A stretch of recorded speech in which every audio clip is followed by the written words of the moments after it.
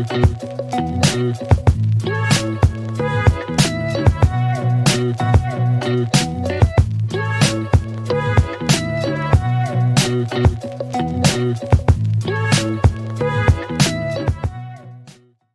doing this.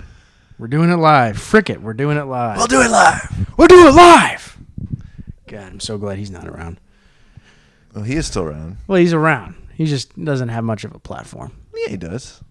I haven't seen him in a while. That's because you don't go down those. You're not on that side of the political aisle. That's true. And you know what? We're going to be talking about political aisles here today. Really? I hope so. Because that's what most of my notes are about. Really? Okay. When I was researching, I did not have many political angles on it, but we'll see where you're coming from. Yeah, well, good afternoon, good morning, good evening, whenever it is that you're listening to this wonderful episode we got cooked up for you while we're also slightly commentating on the Cards game. Yes. Cards up 4-1, the top of the fifth, playing the Dodgers right now. Yeah. This is Sunday, May 21st, 2023. So in case you were hoping we would leave the date a mystery and our episodes are ambiguous, not this time. Not this time. We're too excited for this time. Yeah, we're in some new digs today too. Well, for the pod, but these are your typical digs. These are my typical digs. Yes. You're in your headquarters today. Boom. Yeah, just I don't know, 5 minutes away from our buddy's digs. Yeah, not too far. That's a strike. He tried to throw his bat. You see that? Sucker. Stupid.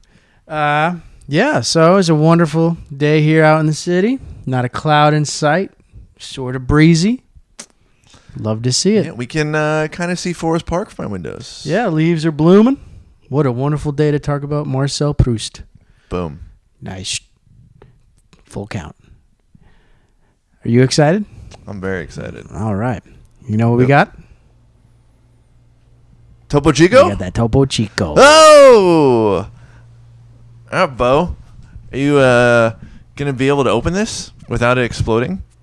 If it explodes, it's all over your couch if it explodes. Ready? I'm ready. Hey! Beau got it. Clean. Oh, my gosh. So what was that, Beau? Suck my kiss! The 10th time's the charm, right? Absolutely. I'm proud of myself right there. Yeah. Mm-hmm. Oh. Oh! You messed up. You messed up. Well, it's because I couldn't get a grip. The bottle was slipping. What? Excuses. How the turns have tabled. I think you mean how the tables have turned. I said what I said. How the turns have tabled? You never heard that before? No. I think it's from The Office. Only from people who have like really confused minds. I always have a confused mind. That's a strike, and they called a ball? He called a pitch that was... Yeah, that was objectively a ball. You know what? On the telecast, it's in the box. Well, I missed that. It looked high to me. Bull crap. Anyway, hey, let's not talk about baseball. It's a human game. That's the beautiful element of it. It is a human game. We do love us some baseball. I lament the day, probably next couple of years, when we're gonna have robot umps. Because yes, they may be more accurate, but you're not gonna be able to argue as much. It's not gonna be the beauty of getting a little call that goes your way. I do love a good argument. Manager between ump, player between ump, player to Angel Hernandez. And player and coach to Joe West. Yep. Do you know Joe West is a country singer? No. Yeah. I had no idea about that. Yeah, he's got a full album out and everything. Man. If you go on YouTube, there's like videos of him just like singing like in Nashville or in Texas or something. I wonder if him and Adam Wainwright should have a little collaboration. I got a buddy who went to, I think it was called Innings Fest or something. I don't know, during spring training, and they had, basically it's like a music festival, but one of the shows was like umpires and players. So I think like Jake Peavy was playing with like Joe West. And if you have no idea who we're talking about because you're not a baseball fan, we're really sorry. Yeah, I know there's some of you here that are really excited about us giving an intro on Proust. We apologize, but this is our cold open today, and I don't regret it. Anyway, so this is our intro episode to Proust. So neither of us have read it. Beau was trying to get me to start reading it a couple weeks ago, actually multiple times. And I was like, no, we're going to do this intro episode, and then I'm going to read it. Yeah, it's as much as I was antsy to read it. This is a good idea. Yes. And, if you're wondering why we have not done this for either Infinite Jest or the Recognitions, keep in mind, it's a DIY podcast. We improve as we go along. So we're making it up as we go along. We'll do it live. We're doing it live. That's going to peak. I know it. Probably not. Yeah, there's a lot of things we can talk and discuss about Proust as we move along. Yeah. But I would say to start, just we give a little update on the pod. We're currently up to 736 downloads, Beau. How do you feel about that? I'm pretty happy. Yeah. It's been you know what I'm not happy about? Jason Hayward's scored. Play the plate! Oh, it was safe. Frick, that makes it even worse. Yeah, 736 downloads. What are your thoughts? Oh, I'm ecstatic. That makes me really happy. Yep. There's been a lot of stuff going on the in the Insta as well. Yeah. We had a lot of a big bump up in followers. Ooh. Someone put us in their story. Do you think we're actually going to get paid for that artwork? Waste mailing list. I don't know. I never replied. I need to though. Why did you reply? You had someone reach out and say, "Can I paint your logo or something like that? I'll pay you guys." They could theoretically be our first sponsorship. And you did not respond. Like our pal in Miami once said. You have no business sense. So I was just thinking about I'll reply later on today, and I never did. Typical. I'll do it. It was a wonderful thing. With those downloads, we have a new country to the list. We are officially being listened to in Hungary. Love that. Boom. Love that. I'm always hungry. Do you think they're hungry for some literature? Whoa! Gosh, you and your jokes. You're such a dad. Someone needs to wife you up real quick. Somebody does. I wish I was a dad. All you ladies out there, I am single. Reach out to me.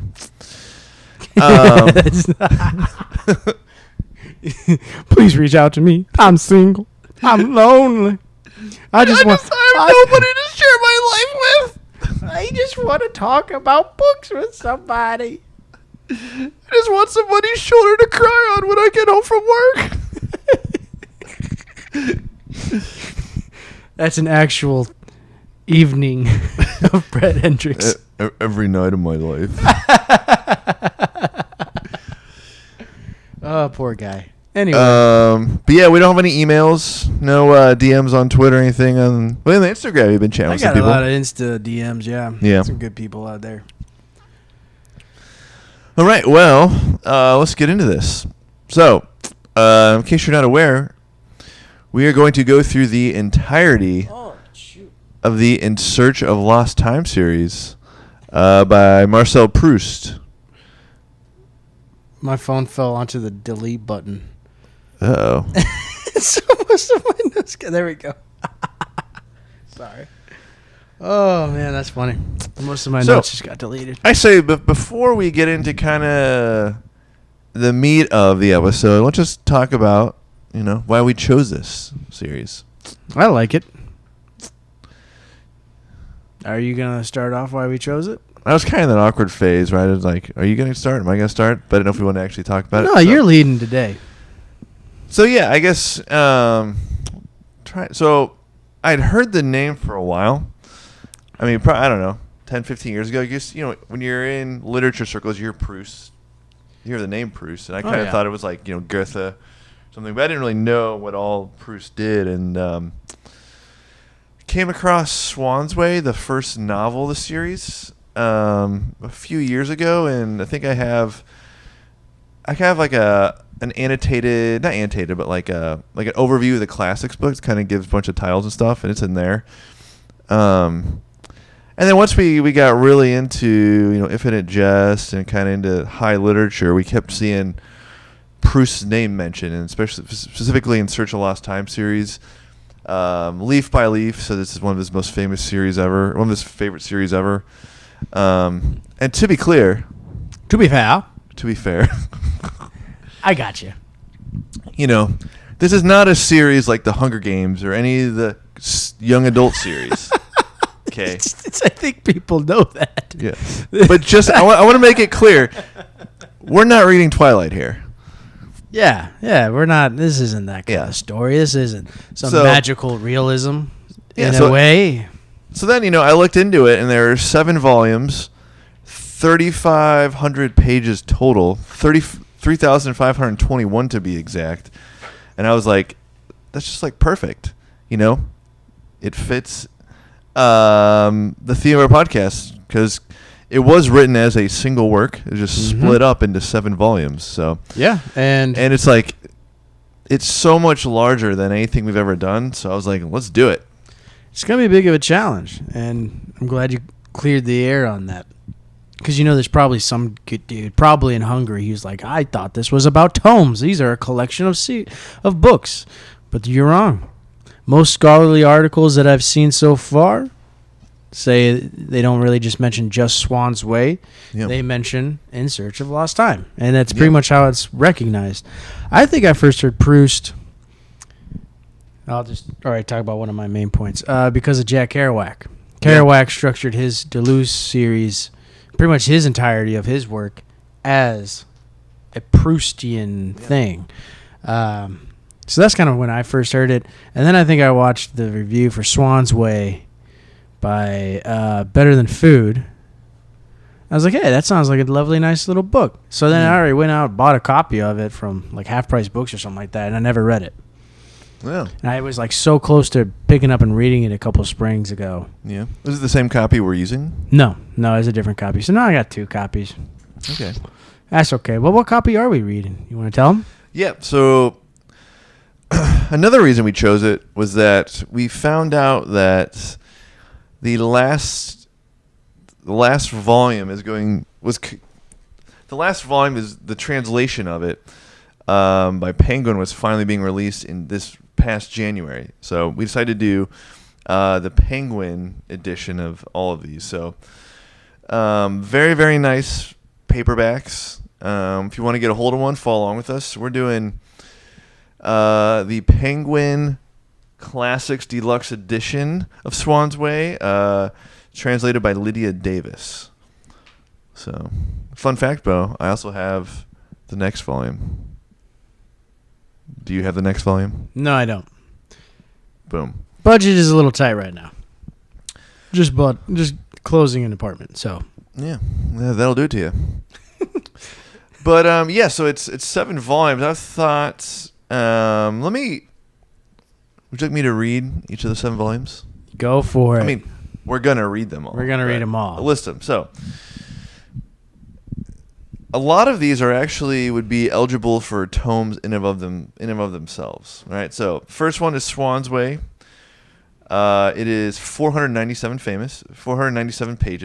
Sorry. That's all right. Second volume is In the Shadow of Young Girls in Flower. That's 576 pages.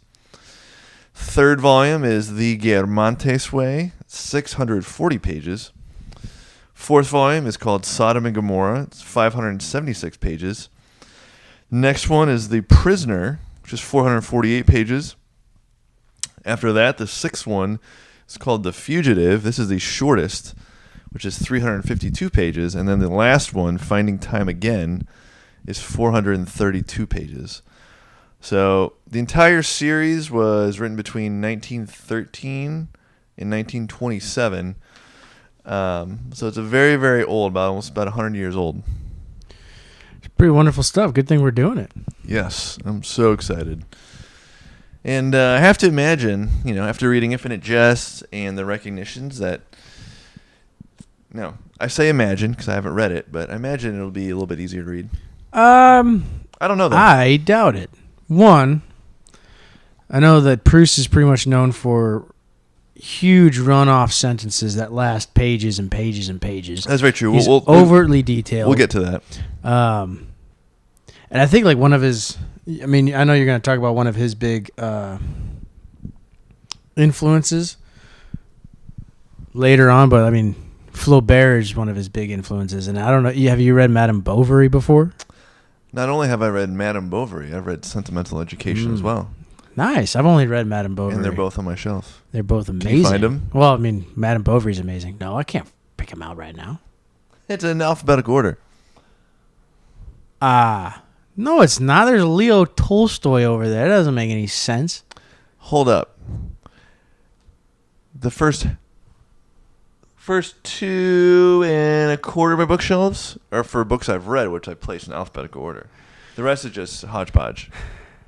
God, See, it's right over there. It points in a vague direction. Oh, I see it. I have the same one. Yeah. Yeah, okay. Yeah, Madame Bovary's fantastic, but it is Beautiful prose. super beautiful prose, but not a lot happens except life. Except life. Fun fact. So, Sodom and Gomorrah was the last volume that Proust supervised before he died. So, Yeah, he pretty much wrote most of this while secluding himself in his apartment, right? Yeah.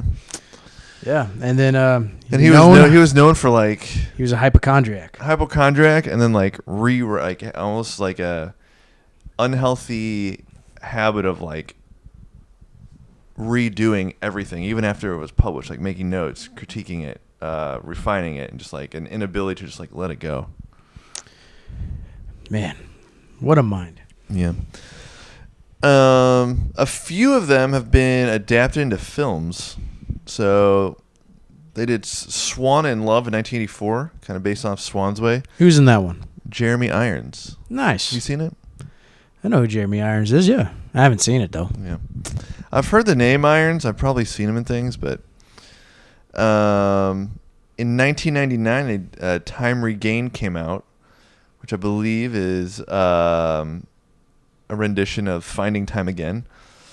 I'm surprised I've not seen this one. Maybe you have, but Catherine Deneuve and John Malkovich are in it. I do not know who the director is. I do love me some Catherine Deneuve. Who doesn't, though? People who don't know who she is, probably. Who didn't go to film school. Yes. I was trying to make a pun out of her name, but I can't. You can. Let's just move on. Stop thinking about it. At one point, she was a Neuve actress. No, that one doesn't even make sense. And then Catherine Deneuve. Neuve. See where I was going there? Denouveau. And then the last one. So they made a film called The Prisoner based on the 5th volume of the same name. That came out in 2000. I'm not sure who's in that. But shall we go into kind of the overall kind of content, themes, topics about it? I like that idea. Feel free to jump in whenever you want, Beau. That's fine. I know I'm going to lead this discussion essentially, but I know you have a few opinions of your own, a few insights of your own. I do. So, the entire work is autobiographical. So, it's the story of Proust's own life, but it's kind of told as like an allegorical search for truth and a Bildungsroman, which I think is a German word. Basically just means a novel dealing with one person's formative years or spiritual education. So, in a nutshell, it's his search for truth. I love that aspect of it. I read that as well. One could say it's a metaphysical book. Which we like. Boom. I mean, this whole book is, or I guess, tome. This whole tome is, what does it mean to relive the past and what memories are and how consciousness works, and influence the entire thought process called the Proust effect. Yeah. Which is just sensory influenced memories. And like that term is used like even outside of literature. Yeah, I mean there's a scholarly article. When we get to maybe the end, we'll put it in a link or something like that. But I'm going through it right now. That's the only reason why I'm not going to talk about it extensively. But it's a scholarly work basing Proust thought versus William James's thoughts on consciousness. And I don't know, I'm about like 5 pages in it. Yeah. It's pretty darn good. Okay. But I don't want to talk about it right now because I'm not well versed in it. We'll save that for later. In a later episode or later in this episode? Later episode. Okay. So being autobiographical, it follows his recollections of childhood and experiences into adulthood in the late 19th century and early 20th century high society France, while reflecting on the loss of time and lack of meaning in the world. So, this was written, obviously, between, World War I was going on. A lot of chaos in the world. Mm-hmm. So he's trying to, I'm sure, make sense of that. Absolutely. And I think, I don't know. From what I've gathered, from what we've been reading about Proust, it seems like he was a self-imposed outsider. Yeah. I think he was... It seems like he was politically opinionated, or he had a political opinion of some sort, but I don't think he was like totally active in it. He was openly critical on both sides of the political spectrum.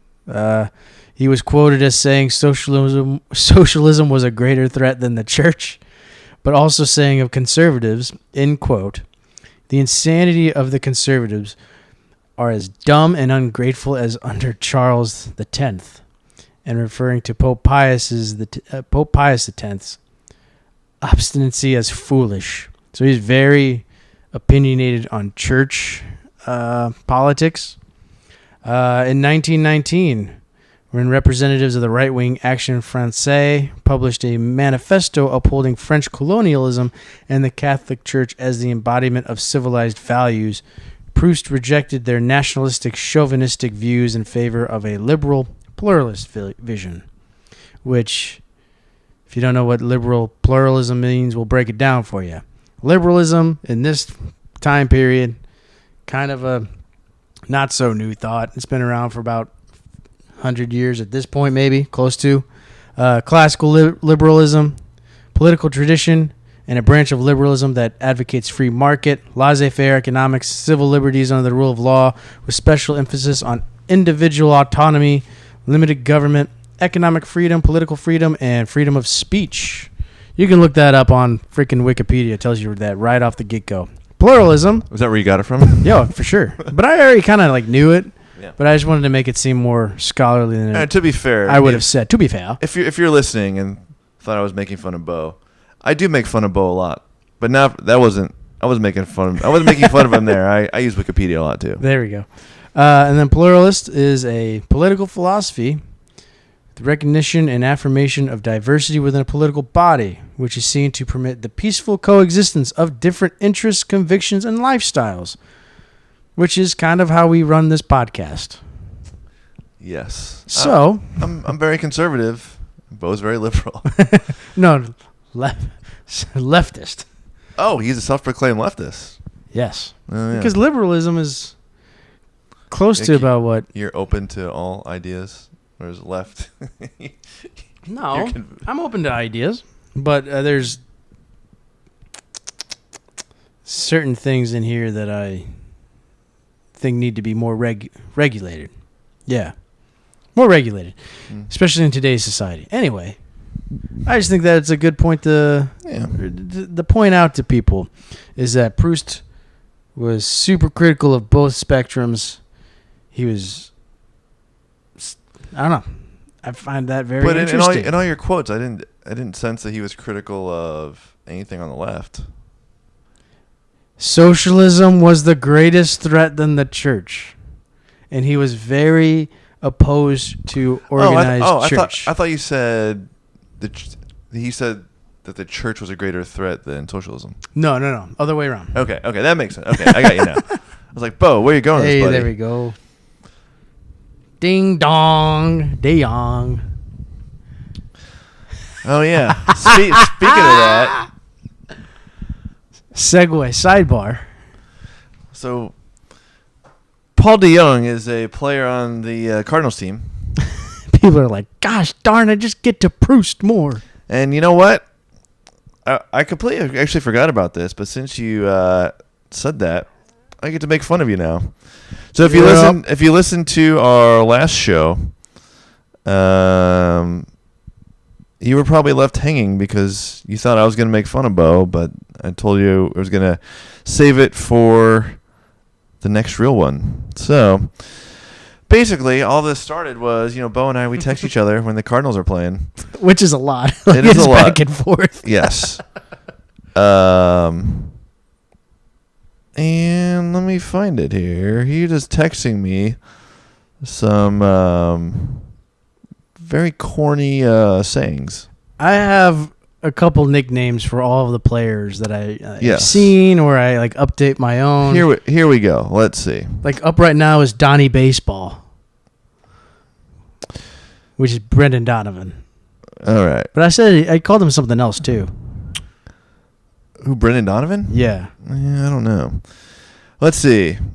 We got Paul DeWalk. It's been DeYoung walked. And then Paulie DeYoung D's nuts. I'm not sure what happened there. I think it's probably a home run. And then the Newt Scoot and Boogie for Lars Newtbar. Yeah, that's a good one. Yeah. Or I think I also said Swiggity Swooty, I'm coming for that nudie. Yeah. But but there I had a good one about here you go. Paul DeYoungian got in Mayweather's head. That's a great one. I was proud of myself for that one. Yeah. But I had a better one. I had one about Donovan. Oh, Donnie Ding Dong Donovan. There we go. Yep. And Beau will not admit that Kisner is a halfway decent player. He's not. I stand by that. He had a really good streak here in I don't think his streak has stopped there, Beau. It has. He hasn't. He didn't hit very well the other night. Oh, so he has one off night? That's baseball, buddy. I know it's baseball, but dude's streaking. We're not here to talk about baseball. No, we're here to talk about Proust. Yeah. And we apologize for that extreme sidebar. But you know what? That's what we do here on Once Upon a Tone. We just go wherever our brains take us. So let's go back to Proust. A lot of the themes. So it covers philosophy, memory, class, homosexuality, anti-Semitism, psychology, botany, social mobility, the transcendental potential of art, and the socio-political shifts that took place in France during the Dreyfus Affair and World War I. So if you're unfamiliar with the Dreyfus Affair, basically Alfred Dreyfus was a 35-year-old officer in the French army. He was Jewish. And basically he was falsely convicted of communicating secrets to Germany. So it caused a lot of strife. Yeah. I think Emile Zola was going to the trials for his own novels for that too, as well. Yeah. And I think they also knew each other. I mean, I can think a couple of those guys, they were all friends. There was a bunch of... there were a lot of writer friends of his that made fun of his lifestyle or like picked on him because unfortunately speaking. Well, because he died in 22. Was that before Hemingway and Dali and all those guys were in Paris? I wonder if they were in the same club and knew each other. It's a good... No, because at that point, he was not coming out of his apartment. Oh, that's true. That's true. You know? They were just hanging out with Gertrude Stein. Yeah. Who is also a fun read. Yeah. Do you think they were drinking out of Steins? No, I think it was Hemingway's lemonade, just whiskey and... Yeah. Well, they don't have Steins. Fitzgerald seems like a cocktail kind of guy. They don't have Steins in Paris. That's more a Germany thing. That is so bad. Oh, poor Mercado. Yeah. Go over some of those themes again for me real quick. The transcendental nature of art. Is that one of them? Yep. That's a big deal because I think his stance on art, right, can also, correlates to his stance on time. In order to beat time, which comes for all of us, we all die because we all get old. We don't all die because we're old. No, we don't all die because we're old, but most of us are guaranteed a death due to being old. Yes. That's the one guarantee. The way you go out, it's your own business. But I feel like his whole thing was how you can beat time and make yourself immortal is only through art. And in order for art to be real, you have to be able to pull it out of your own experience. And that's the beauty of what Proust was doing, is that if he didn't have a certain transcendental moment, some sensory overload, he wouldn't have had that thought to bring up Swan's Way, or like, Yeah. You know what I'm trying to say? Yeah. So it's just this whole tome comes about one man's memory, and I think that's a beautiful thing. Yeah. And he just let it happen. Well, I think that's the idea. Stream of consciousness, which we'll go into. A lot of artists, a lot of, I'd even say academics in general, people who like love to write, really they all encompass the idea that, especially if they don't believe it, especially if they're atheists. Like, the only way to guarantee immortality is to create something where you will be remembered after you die. Yeah. 100%. Hold on. I'm just trying to process all that. Because if you don't believe there's anything after death, then you're going to put everything into this life to make sure that you're remembered.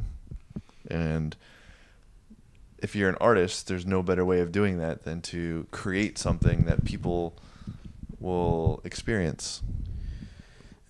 Yeah. I mean, I don't think they're, that's the sole reason atheists, I don't know.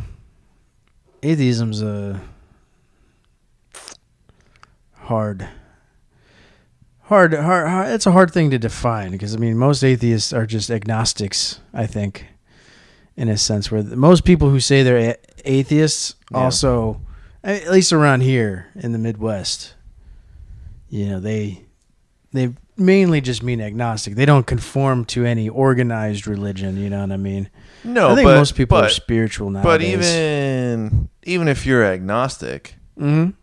you don't pretend to know what's going to happen after you die. I'm just saying, like, I'm a Christian, so I believe I'm going to go to heaven, so that's my future. But if you have no idea what's going to happen, the only thing you're certain about is this life. That's true, and I don't think that's a bad philosophy to have in life. I know, like Carl Sagan, him and his wife were happily married for years, and that's because the only guarantee they have was each other, and they thought like how odd and wonderful the statistics of them even meeting and the world coming to being, and the universe coming from nothing, how beautiful that was. And I think that's for an atheist, that's a pretty beautiful take on life. Yeah, but do you know what I'm getting at though? 100%. Okay. Okay. I think I'm just trying to pull an argument out of something that has nothing to do with. That has not even. It's not even anything. Not even an argument. Observation. I just stalemated myself. That was an internal monologue that I was just like saying out loud. Could it be could it be Proustian? No. I'm assuming there'll be some internal dialogue. That was like one paragraph of a Proust novel. Yeah. But should we continue? Yeah, let's go on. So, just kind of going through. So I made like an outline of stuff to talk about, and I shared it with Beau, and he's like, "Well, I'll just let you lead. I'll jump in whenever I want." So it was really good, and I've been really busy this week. We know this. Yeah, I didn't have time. I wasn't criticizing you, Beau. Well, I feel like I have to. to be fair, you have a lot more time during the school day than I do. I do. I don't know. This week was busy before I left. Yeah. There we go. Let's do it. So the next section, let's talk about the construction of it. So basically, he began to shape the novel in 1909, continued to work on it until his death in 1922. So obviously the last 3 volumes, because he wasn't around to oversee their publication, they contain a lot of oversights and fragmentary, unpolished passages. since his brother, who oversaw their publishing, he had the manuscripts of it, so they weren't able to be edited or anything. Mm-hmm. So I'm curious what that's going to look like. That's gonna be weird. And I've never read like any unfinished novel. Like, I have Fitzgerald's Last Tycoon, and then I have The Pale King by DFW. That's right.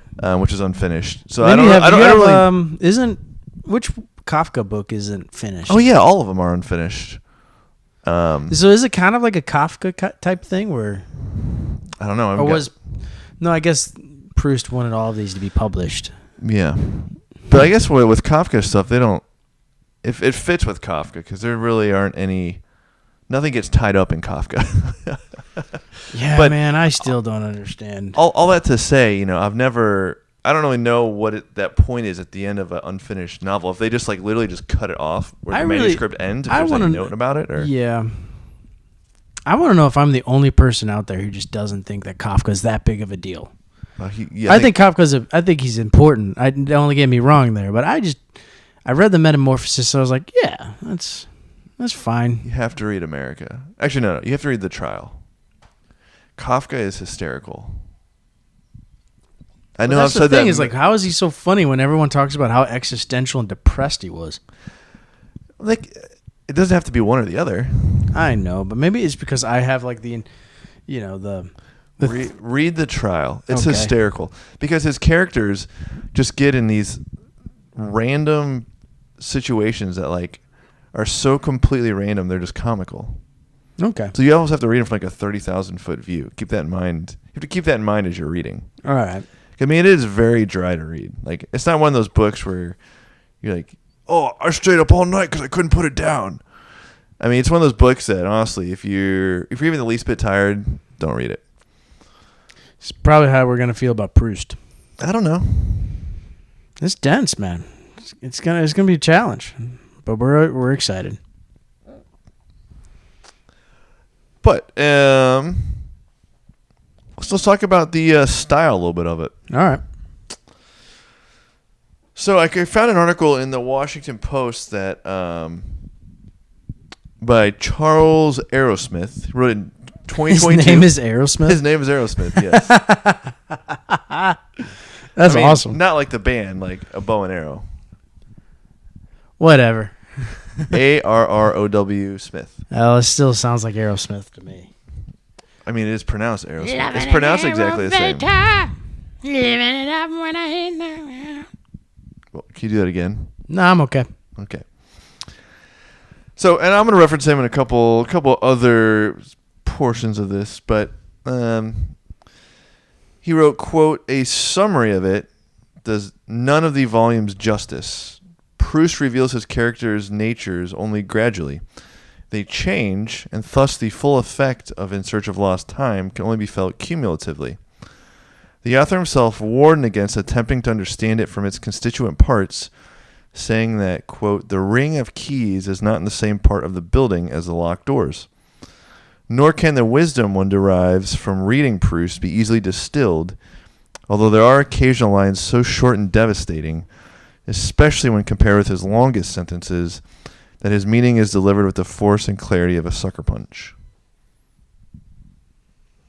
I love that. I reread that a couple times. Yeah. It's pretty darn good. And maybe that's what people are trying to tell us now as they listen. Yeah, and I'm sure, it kind of goes back to, just the nature of life. In life, there's some things are very long, drawn out. Other things are short and sweet. I think in a sense, you can almost, granted, like I said, haven't read this yet, but I feel like in its totality, it's kind of, like Infinite Jest or The Recognitions, where it's it's a giant metaphor for life. It's so big and extensive that it covers pretty much everything. Beau's giving me that look like he agrees or is processing what he wants to say. But I agree. I don't know if I really need to divulge any more than that. Okay. And then his next quote from the same article goes, quote, some readers may be initially discouraged by the longer sentences. The longest is 958 words. But this is far from style for style's sake. Proust's sometimes tantric syntax is the best, perhaps the only way to express the full thought behind the perfect perceptions one finds on almost every page. To read Proust is to think things through. His sentences stretch out like cognitive yoga poses. Oh, that's also another great one. Yeah. Yeah, I mean, I feel like it's going to be a little along the lines of what reading Virginia Woolf is kind of like. Mm-hmm. Because I do know, like, she was also heavily influenced by Proust. And I have some quotes from her. Yeah, hit it. Okay. So there's two quotes that she had from Virginia Woolf that she wrote down. This is a letter to Roger Fry, May 6th, 1922. Last night I started on volume 2 of him, meaning Proust, the novel, and proposed to sink myself in it all day. But Proust so titillates my own desire for expression that I can hardly set out the sentence. Oh, if I could write like that, I cry. And at the moment, such is the astonishing vibration and saturation and intensification that he procures. There's something sexual in it that I feel I can write like that and seize my pen, and then I can't write like that. Scarcely anyone so stimulates the nerves of language in me. It becomes an obsession, but I must return to Swann. Second one, letter to Roger Fry, October 3rd, 1922. My great adventure is really Proust. Well, what remains to be written after that? I'm only in the first volume, and there are, I suppose, faults to be found. But I am in a state of amazement, as if a miracle were being done before my eyes. How, at last, has someone solidified what has always escaped, and made it too into this beautiful and perfectly enduring substance? One has to put the book down and gasp. The pleasure becomes physical, like sun and wine and grapes and perfect serenity and intense vitality combined. Far otherwise is it with Ulysses. I love her so much. Boom. The second part really gets me too. Because, I mean, the thing I'm excited about the most is how he's able to pull out memories. Yeah. You know, the way that he is. Just from drinking tea. Drinking tea and mulling his brain. And yeah, I mean, but that without this book, I mean, I guess we'll talk about the influence as well. But you wouldn't. He's not the only person, but he was a major influence on the stream of consciousness, like literary movement, like Virginia Woolf, Walter, or William Faulkner, all the way through Jack Kerouac, Craig Burroughs to an extent. Maybe. I don't know about Burroughs. Well, stream of consciousness just means like there's no clear divisions between thoughts, and I feel like that's true. With his novels, simulating being on heroin, there's naturally not going to be as many breaks, Very true. So I think that is 1 point for me. No, because he used the cut up. He used the cut up technique, which is the deliberate artistic choice to cut up your own works and move it around. So it's not necessarily just stream of consciousness, put it on a page and move on. Like he was, yes, writing what he could, but then he would use a cut up technique and make it his own. Okay. We'll call this another stalemate. I think we're both right. We're both right. All right. This is not a tit for tat moment. It is a tit and a tat. This is how you say je ne sais quoi. An and or situation. No, not an and or situation. It's an and or situation. And if you did not understand that, I completely understand. If you didn't understand, I understand that you had no understanding of it. Yes, exactly. This is what you're trying to say. And my brain at the end of the school year. It's we're almost there. We got a week. It's struggles to be coherent at times. So if you find me If you're not able to understand what I'm saying, then that's okay. I don't really fully understand it either. It's all right. I'm trying to tell myself I don't have to have a comment on most things.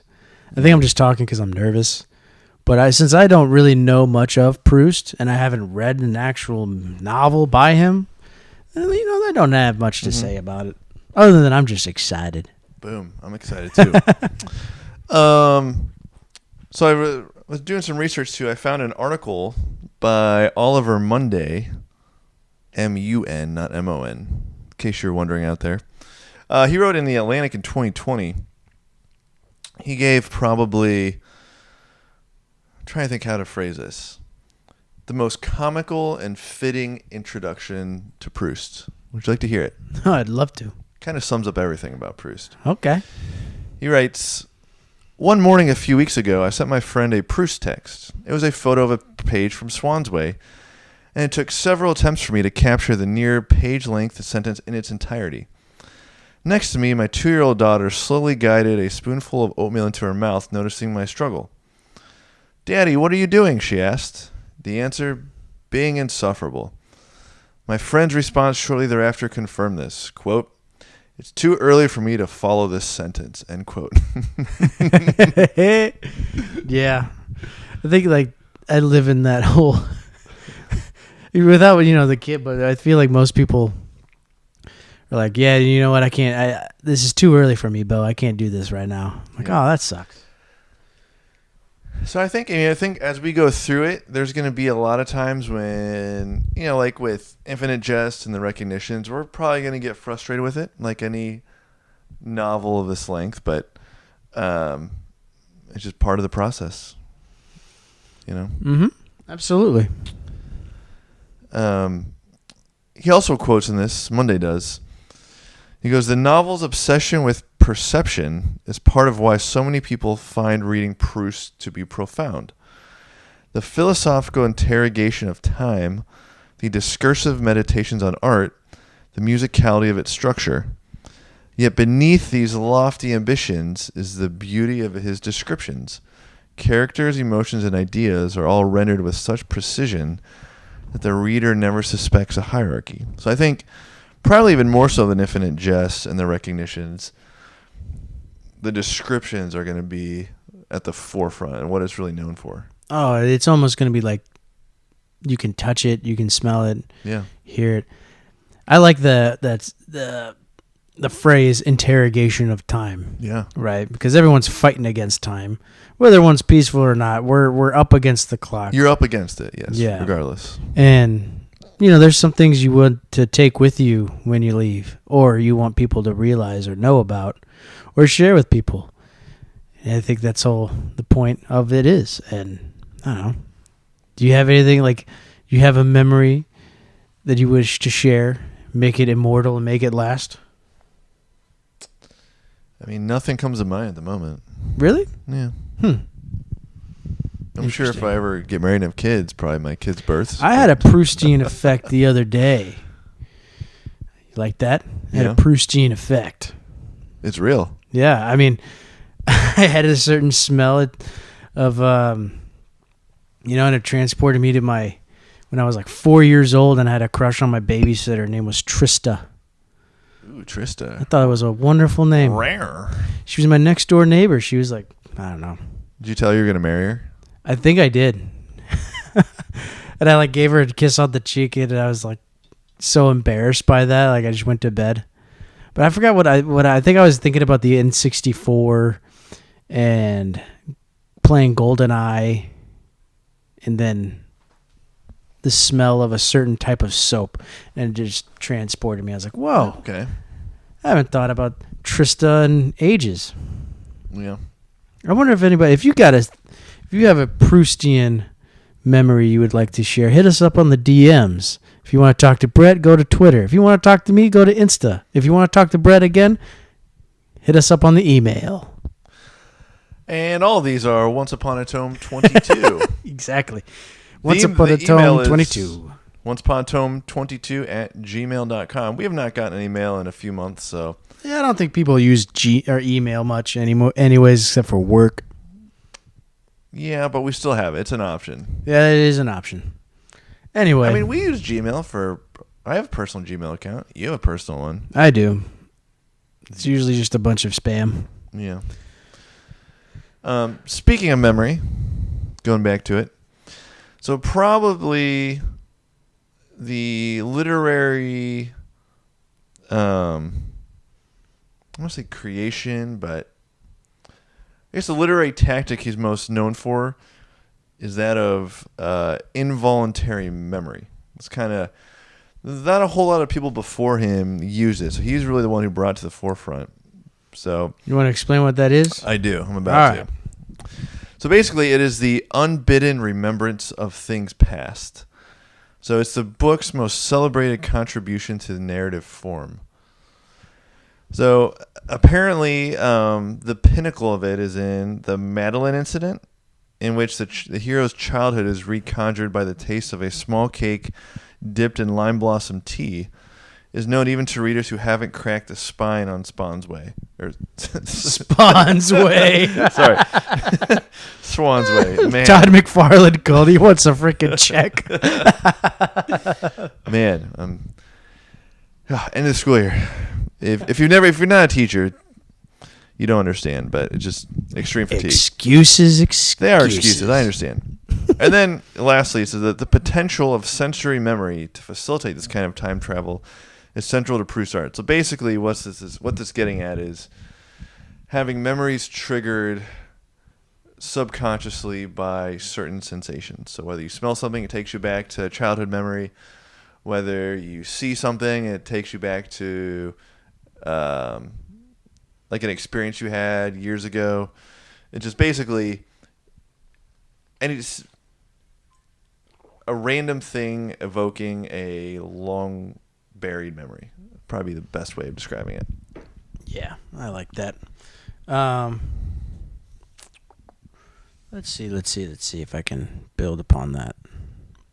What are you going to use to build upon that? Legos?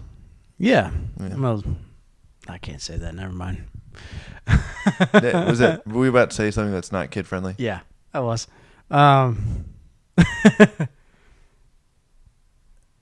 Let me build upon. So, do you know who George Lakoff is? I do not. No, he's this wonderful neuroscientist. I read a few of his books before. His whole thing. Sorry, the Topo Chico's making me burp. Yeah, that's what that smell is. Yeah. It is. Oh! Lakoff. That was my Prince. That was a good Prince. Pauly D. Ding dong, the young come knocking on your door. He says, "I huff and I puff. Let me in at home." Bah! That was good. I should be in the next Harry Carey. Anyway. Oh, you could talk like Howard Cosell. That ball just went over the fence. The ball just went over the fence. Anyway, we're talking about George Lakoff. What? I don't know why. That was more Bernie Sanders than anything. Yeah, you started off with Howard Cosell, and then your voice got like really deep. Well, I guess there's more like this. He kind of slurs his words a bit. Yeah. That's pretty good. Were you watching the Monday Night Football where he broke the news of John Lennon's death? No. Neither was I. You know why? Because I wasn't alive. What is this smoke coming From through? the fireworks, you idiot. Must be windy at the park. Duh. They're just a Forgot home about run. the fireworks. We light off fireworks every time someone hits a It home is run. true, but it's a daytime. Anyway, hey. Continue. George Lakoff. Yes. Wonderful. Wonderful Neuroscientist. thinking. Yeah. I read a couple of his books, and they're fantastic. If you want to go read them, I highly suggest it, but it'll make you rethink how our brain is structured. So Lakoff's whole thing is the way that we understand reality, the way that we can articulate, and that comes down to linguistics, everything is due to metaphor. So when things are good, we think directionally up. When things are bad, we're down. Like, oh, I'm feeling low. You wouldn't say that if you're feeling happy. You know what I mean? That it's like that whole thing. It sounds so simple, but that's the beauty of it, because everybody that you know thinks in that way. More money? Great. That's how the economy is structured. If it's high, it's freaking rolling, baby. But if we hit a deficit, it's bad. You know what I mean? I know. So, Yep. metaphor allows the reader to do more than just describe the individual sensations. By comparing one experience to another, the entire network of thoughts, memories, and inferences common to both can be evoked. One can then go beyond the sensation in the focus of consciousness towards awareness of the associative milieu that accompanies it. Indeed, Lakoff and Johnson have argued that this process of elaboration by a metaphor underlines almost all of thought, making you question your own free will. By stating that one thing is like another, the writer merely reconstructs the associative process that automatically occurs in our minds when we experience that thing. For Proust, the term metaphor, in quotes, encompasses more than just the standard definition as a literary trope. It means any description of relationship between two sensations, objects, situations, or events. In fact, the technique that Proust uses most frequently to convey associations is not metaphor in the standard sense, which we know as when one object is compared to another, but something one might term narrative metaphor, in which one event is compared to another that has a similar social or emotional structure. That is from that scholarly article I was telling you guys about. I forgot I put it in here.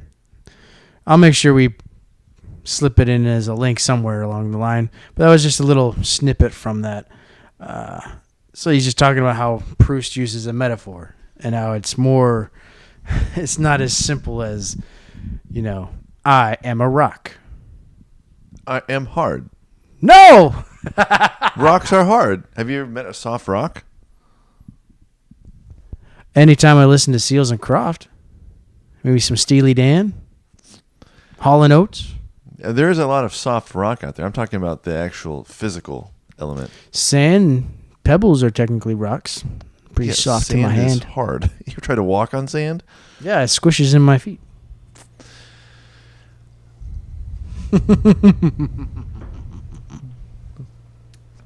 Continue. So, but yeah, I think, Proust, he created a new standard when it comes to descriptions. 100%.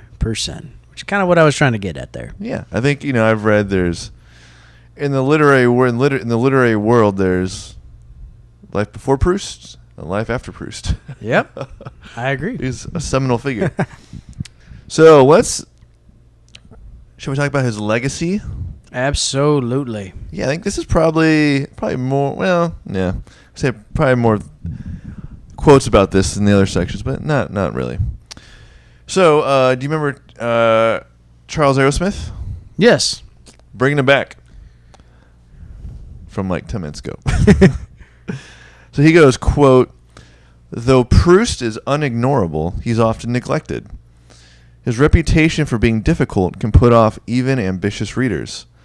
In a world hell-bent on decimating our attention spans, however, immersion in Proust offers significant spiritual benefits. Indeed, the polite demands he makes on concentration and commitment are handsomely repaid in revelation and insight. And to read him is to join an eclectic, brilliant band of fellow travelers. Virginia Woolf and Samuel Beckett were early admirers, and Edith Wharton said that Proust gave Henry James his last and one of his strongest artistic emotions." I think, it all goes back to, with everything we've read throughout this podcast, big, difficult books require more concentration and commitment, but they also come with greater revelation and insight. So it's like the old saying, you get out what you put into things. And if the more work typically that a novel is, the more work you put in it to understand it, the more you're going to get out of it, and the more rewarding it's going to be. I agree with that 110%. Thinking about Samuel Beckett. That's a guy I want to start getting into. I keep seeing that I keep seeing box his set. name. Yeah. There's that box set we saw at the book house last time we were there. Is that the same box set that it has like his face as a composite of all that the Leaf novels. by Leaf has on his shelf? Yes. Okay.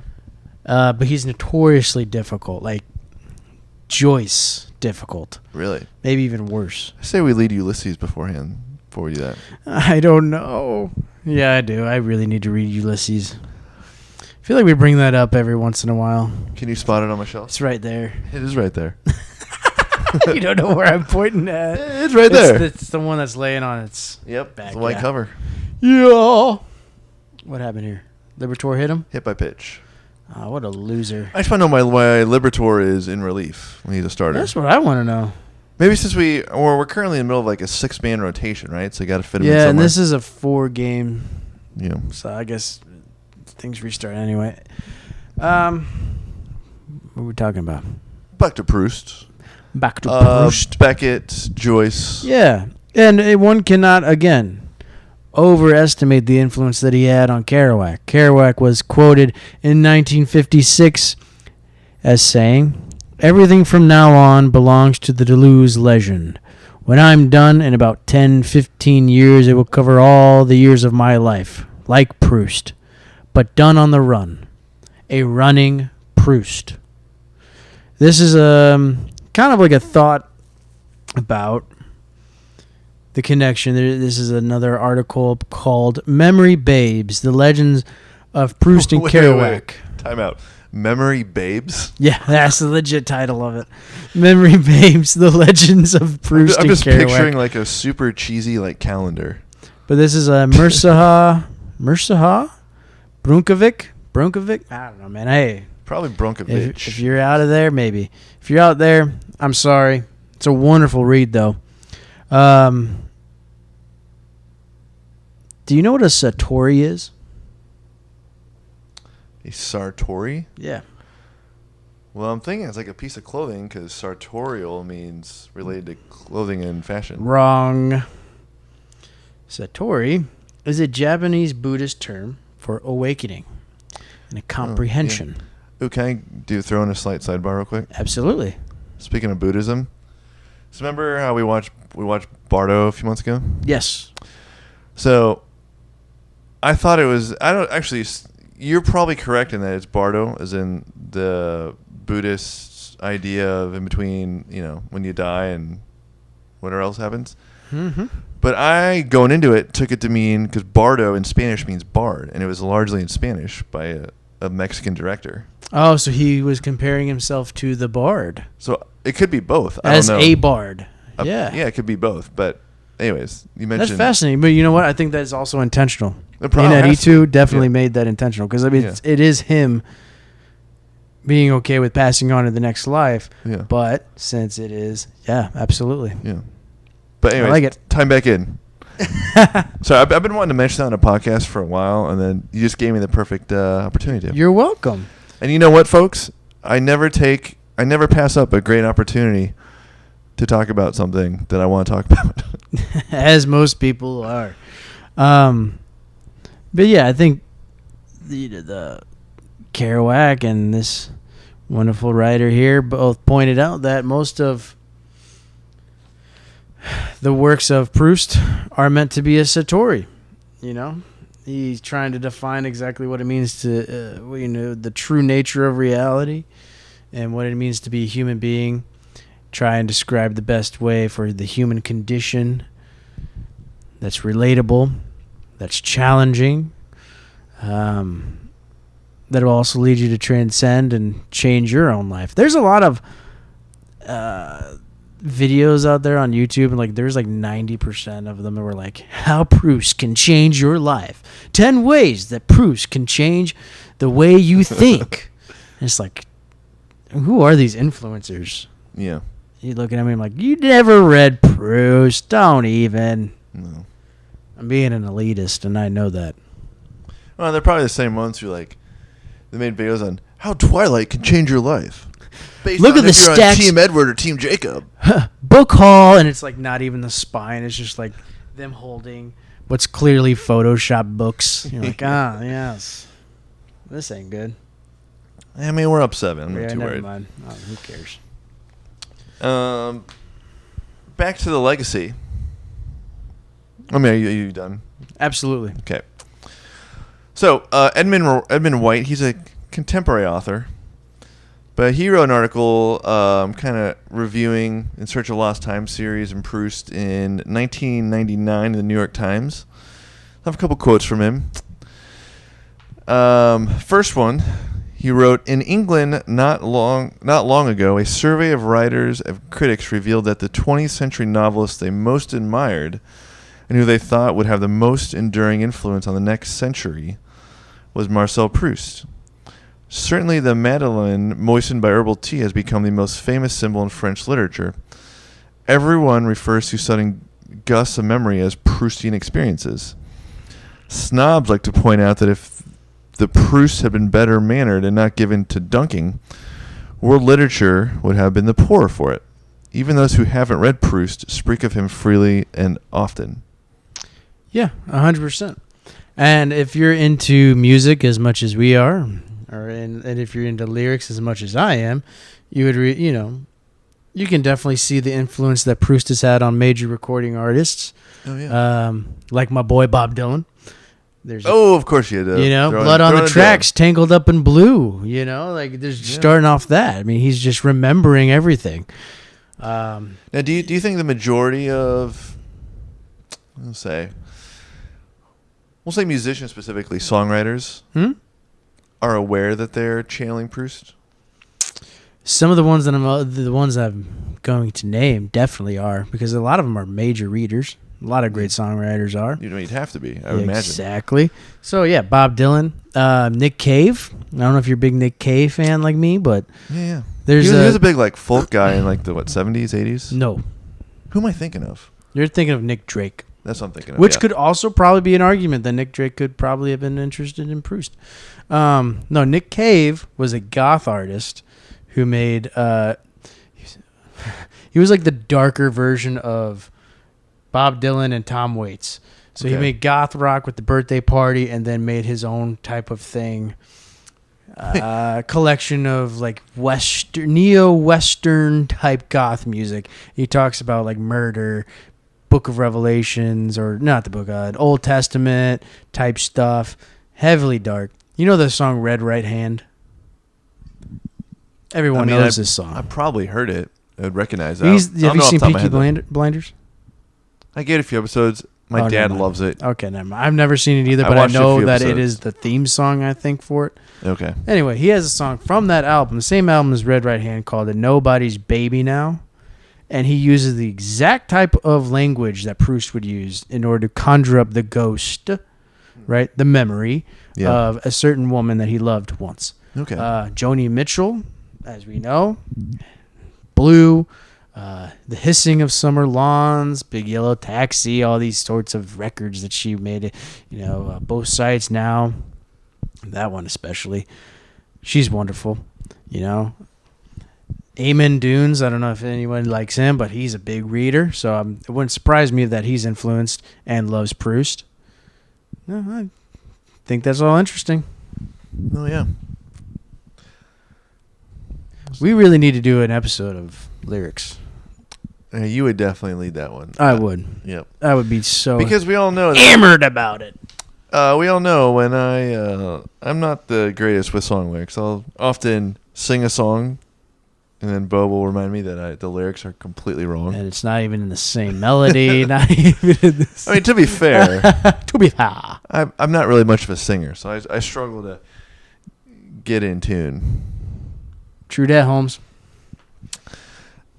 So Edmund White also says that Graham Greene once wrote... Love Graham Greene. We do. We do love Graham Greene. We do love Graham Greene. He once wrote, quote, "Proust was the greatest novelist of the 20th century, just as Tolstoy was in the 19th. For those who began to write at the end of the 20s or the beginning of the 30s, there were two great inescapable influences, Proust and Freud, who are mutually complementary," end quote. Certainly, Proust's fame and prestige have eclipsed those of Joyce, Beckett, Virginia Woolf, and Faulkner, of Hemingway and Fitzgerald, of Guide and Valery and Gennett, of Thomas Mann and Bertolt Brecht. For if some of these writers are more celebrated than Proust in their own country, Proust is the only one to have a uniformly international reputation. So basically what he's saying Well is, said. even though you may be more familiar with one artist or another because he or she's like from your country,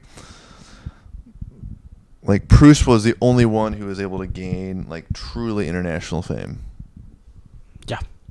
And I mean, all what I those would say- I people would that say- are that you're influenced by were all influenced Yeah. by Proust. Yeah. Yeah, and I would say probably to more clarify, like, yeah, I mean, a lot of those authors, they're read internationally, but it's almost like they're in niche circles, whereas Proust was able to overcome that and really go bigger, I guess. Yes. 100%. Anything else? I got a couple more things. So,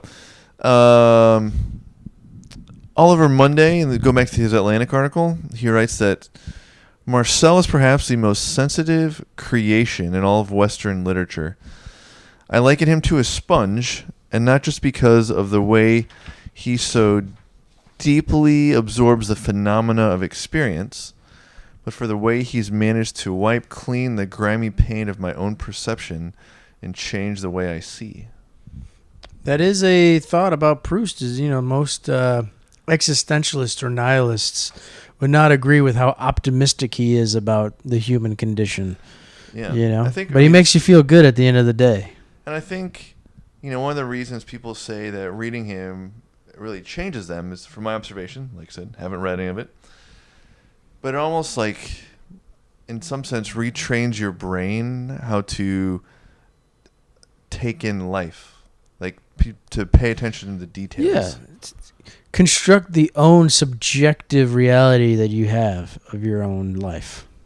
Yeah, and just really pay attention to the little things, And by little things, I don't mean like, I guess, for example, I'm saying like, I'm sitting here in my room, my living room, just like, I think what he would like slowly pan the room and like pick up on, like, focus on one tiny little thing, like, my little bobblehead I have right underneath my TV, and really just like take it in for a good amount of time. Look at like the height of it, the colors of it, how it's positioned. Is it bobbing up and down? Yeah, he at the thinks moment? about the metaphysics of it. Yeah. Yeah.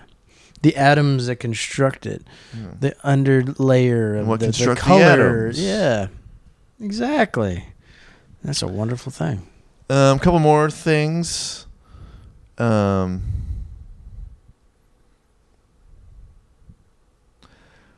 So in Search of Lost Time, the whole series, it surpassed or wiped out essentially all the fiction written in the 2 decades before.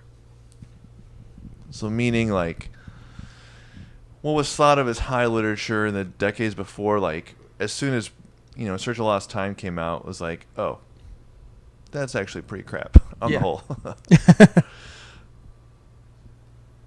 Yeah, that's pretty much all I got for the legacy. Do you want to talk about just Proust the man in general? A little basic overview.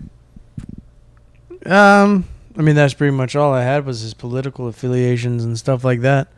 Do you have much about his personal life or his home life? A little bit. All right, go ahead. It's a small section. Yeah. So he was born in 1871, died in 1922.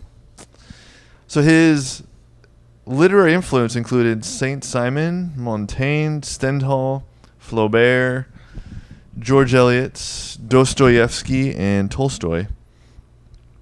And Edmund White, the guy I cited a couple quotations ago, writes that, quote, Proust was a great reader, as are all his characters.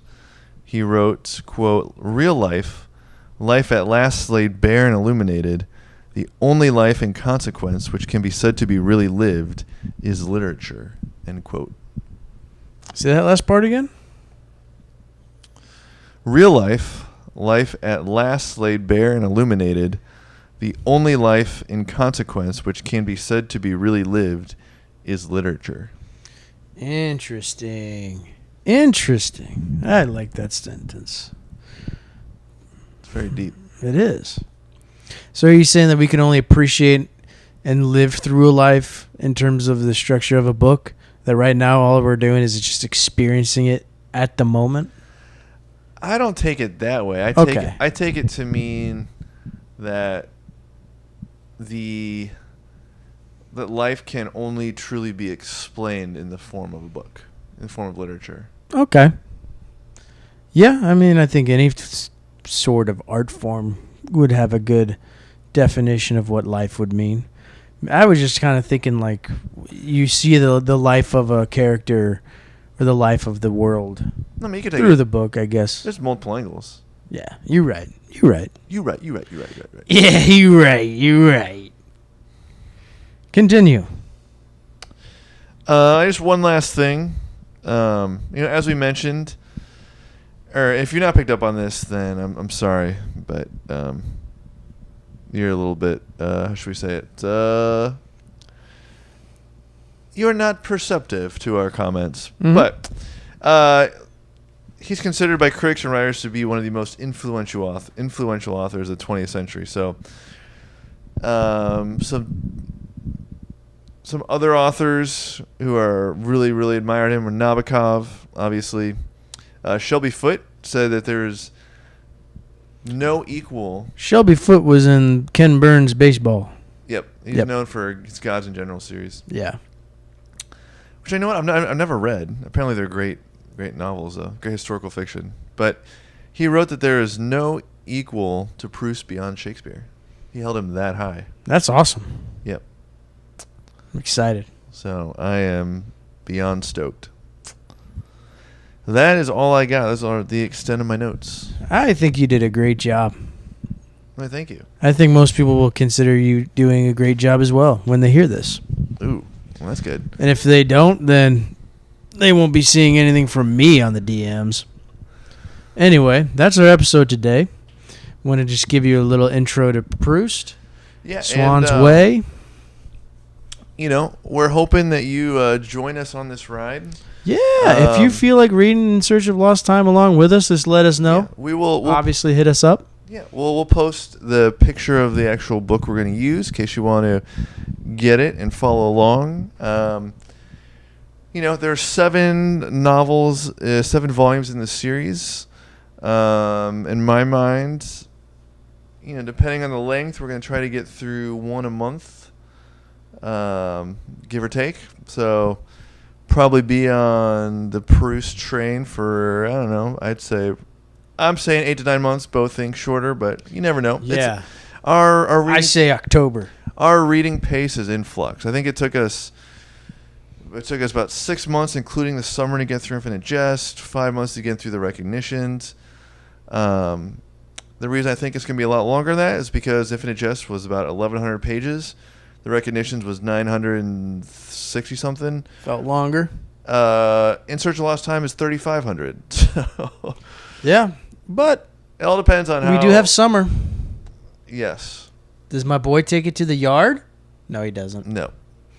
Well, he probably takes it to the yard. He just can't get it out of the yard. True. Boom. So anyways, we will post that. We'll also post a couple of the articles we referenced today. Yeah. We like it. Reach out to us. We'll give you a name drop if you want. Yeah, we'll give us a grab bag or really grab envelope. Yeah. Let us know your thoughts on Proust and his work. If you want, like we said, read along, let us know. If you want us to pay attention to something, or when we do another retrospective episode, you want us to talk about a certain thing with Proust, just or if you hit me up. If you've read it, hit us up. What else was I going to say? Oh, shoot, Beau. This is a bad time for having a senior moment. Yep, because we're trying to end it. You know what? When it comes back to me, we will tweet it out. There we go. Well, we hope you have a lovely Sunday. We hope you have a lovely Monday. And the rest of the week, I guess. I just hope you have a lovely time in life. You know what? I hope you have a lovely entire life. I just one up you there, and you can't top a lovely entire life because you're right. You're right. Anyway, So until next time, pick up your copy, read along with us. We're going to try to do maybe 2 or 3 episodes per novel. So yep. probably do one here in a few weeks. Mm-hmm. I'm Beau. I'm Brett, and this has been Once Upon a Tome. Bye.